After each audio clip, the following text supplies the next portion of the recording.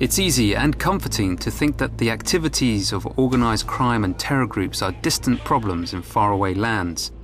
We may also like to think that their activities only impact the edges of our society.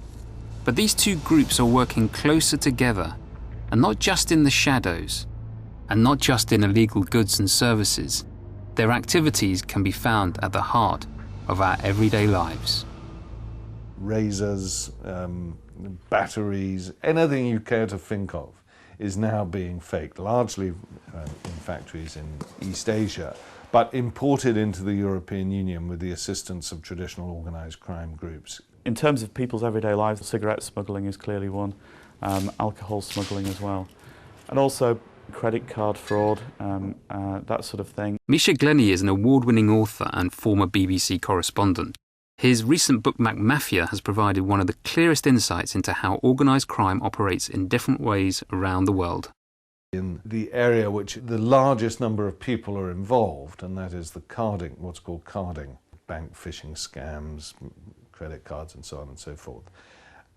There have been cases of Al-Qaeda people here in the United Kingdom and elsewhere being involved in carding operations in order to finance themselves. You can get things like the carder markets, for example, which, as to all intents and purposes, are just low-level criminality.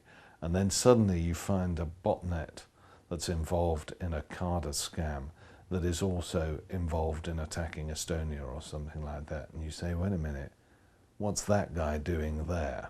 At first sight, organised crime groups and terrorist organisations may seem unlikely partners. Organised crime groups generally like to keep a low profile and avoid attention, particularly by the police.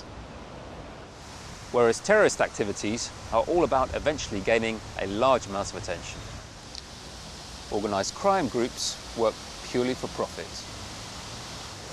Whereas terrorists, ostensibly at least, work for ideologies.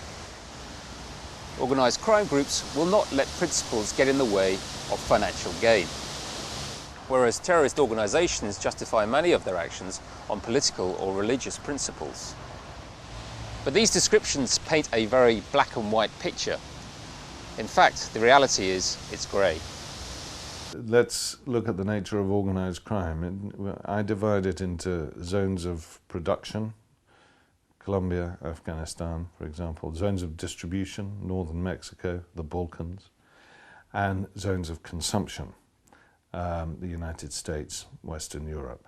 Now, in zones of production and zones of distribution, organised crime does not take a back seat. Security experts have found that the overlap between organised crime and terror groups can sometimes make it difficult to tell them apart. What you've seen in more recent years is an emergence of the hybrid organisations which either lean to one side or the other of the spectrum, but essentially engage in both in relatively, if not equal measure. They're much more fused in terms of their goals and operations and recruitment strategies. The idea that they're sort of, it's sort of Hezbollah organised crime division here, am I speaking to, Juan Pablo of the Cali cartel? It doesn't work like that. The two groups' overlaps include activities, interests, personnel and skills. If you now have a network of personnel, it doesn't matter if one person is working half their time for a criminal group and half their time for an insurgent group. It's simply an exchange of skills. Terrorist groups have long used criminal activities to fund their organisations. These can be kidnap for ransom, smuggling people and drugs particularly. Now, this is quite a raison d'etre of its own for many terrorist groups, so they become organised crime groups. Closer links have even led to groups changing their structure to help avoid police detection. The move from a hierarchical to a network structure is something that both sides have been learning from each other. In this case, you might say the criminals have been slightly behind the insurgents. They followed the cell-type structure and have now managed to use that to avoid law enforcement scrutiny. This area of London is very close to the East End, which until a few decades ago was characterised by being full of local people in a close-knit community. Now, however, it's full of international shops and people and money from all over the world. Just as this area has changed following the process of globalization, so have the people and practices of groups of organised crime and terrorists. The ability for capital to move freely between states, across borders, and people to some extent has clearly facilitated the nexus between organised crime and terrorism. For organised crime groups, the advances in technology, particularly in communications, means that they can now communicate rapidly with personnel in other countries, other continents, and also get in touch very quickly with new clients or potential cooperators. The fall of the Berlin Wall, the collapse of the Soviet Union in 1991, and other events in the 1990s provided excellent conditions for the growth of organised crime. At the same time, you had the liberalisation of international financial markets. Now, that meant in a very short space of time that the volume of transactions, particularly when you take into account the new technologies that were emerging, the volume of transactions in the financial market were absolutely staggering, and nobody could keep track of them. Just as the 1990s provided a period of flux and uncertainty, so the recent financial crisis of 2008 and 2009 has provided conditions which criminal groups and terrorist groups are poised to take advantage of. This is the heart of the financial centre of the City of London.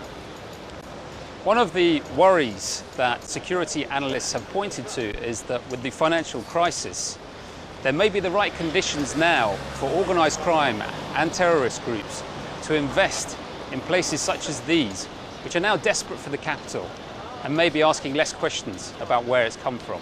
You might say that criminal groups are one of the few sectors that will do very well out of the credit crunch, simply because they now have the opportunity to buy up companies that are failing or buy into them, for example, through the property market. They're also moving into small and medium-sized businesses, particularly to take advantage of many governments having introduced programs in order to prop up these businesses. The key to this is that we are facing this huge liquidity crisis, and organised crime operates in a cash-rich economy. So it's a golden opportunity for organised crime.